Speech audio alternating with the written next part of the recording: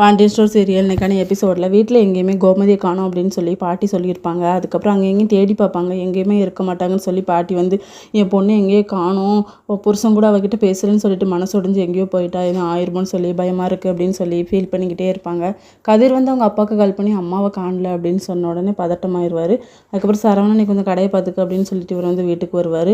உங்களுக்கு கொஞ்சமாச்சும் அறிவு இருக்காப்பா, அம்மா வந்து இங்கே இருக்கும்போது நீங்கள் கொஞ்சம் கூட மதிக்கவே இல்லை, அவங்கள வந்து ரொம்ப அவமானப்படுத்துறீங்க, அதனால தான் போயிட்டாங்க அப்படின்னு சொல்லிட்டு செந்தில் கூட வந்துருவார்.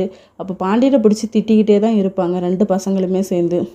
நான் கல்யாணம் பண்ணி வச்ச கல்யாணம் பிடிக்கல, நீங்கள் கல்யாணம் பண்ணி வச்ச கல்யாணம் மட்டும் ஒழுங்காக இருக்கா, அண்ணனோட லைஃப் எப்படி இருக்குது அப்படின்னு சொல்லி கேட்டோன்னா பாண்டியனுக்கு வந்து ஒரு மாதிரி ஆயிடுது.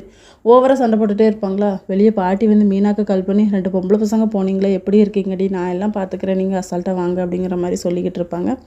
அதுக்கப்புறம் இங்கே சண்டை போட்ட உடனே ராஜி தான் ரூமுக்கு கூட்டிகிட்டு போயிடுவாங்க நம்ம கதிரையும் செந்திலையும். இதோட இன்றைக்கான எபிசோட் முடியுது.